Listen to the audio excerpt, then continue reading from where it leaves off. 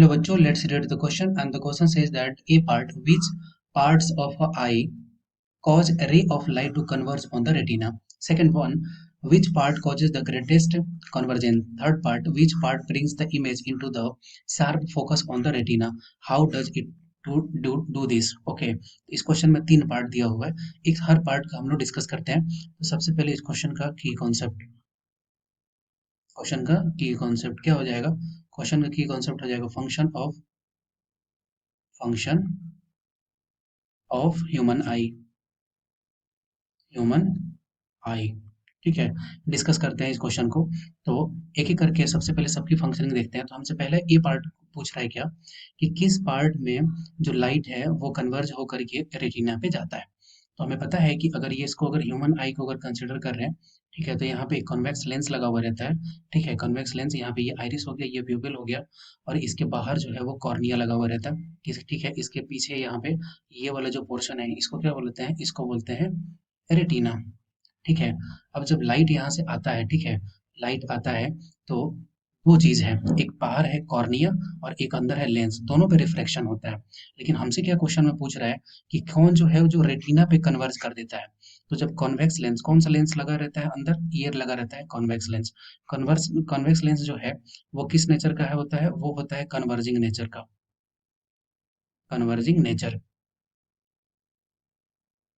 ठीक है, अब ये कन्वर्जिंग नेचर का होने के कारण से जैसे ही लाइट अगर पैरेलली एक्सिस के अगर आता है तो फिर वो कन्वर्ज होकर के किस पॉइंट पर मिलता है? वो मिलता है रेटिना पे।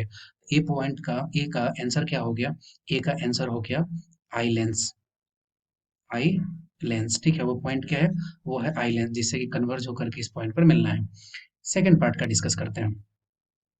सेकंड पार्ट में बोल रहे हैं कि which part cause the greatest convergence. अब कन्वर्जेंस होता है दो पॉइंट पे, एक होता है कॉर्निया पे, जो ये बाहर वाला जो आउटर सरफेस है, ठीक है, और एक होता है लेंस में। ठीक है, लेकिन सबसे ज्यादा जो अगर कन्वर्जेंस की बात करते हैं तो ये होता है कॉर्निया में, ये होता है कॉर्निया में। ठीक है, थर्ड पार्ट की बात करते हैं। इसमें पूछ रहा है कि which part brings the image into the sharp focus on the retina. इसके लिए अगर ऑप्शन की बात करते हैं तो ये होगा सिलियरी मसल्स, सिलियरी मसल्स।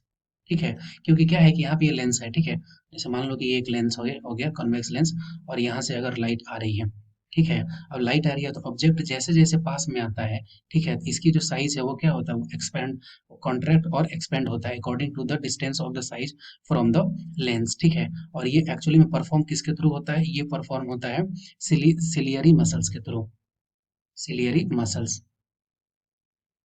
ठीक है, अब क्या है कि अब यहाँ पे रेटिना तो फिक्स है, रेटिना पे ही इमेज को बनाना है। जैसे जैसे ऑब्जेक्ट पास में आता है तो फिर ये साइज को इंक्रीज और डिक्रीज करती है, इसकी वजह से जो फोकल लेंथ है उसको क्या करना पड़ता है? फिक्स करना पड़ता है।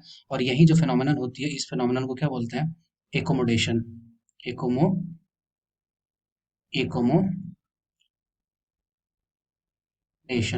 ओके, जिसमें कि फोकल लेंथ को अकॉर्डिंग टू द एडजस्ट किया जाता है ऑब्जेक्ट के अनुसार से। इस क्वेश्चन का राइट आंसर क्या होगा? Ciliary muscles. I hope you will be understood it well. Best of luck, thank you.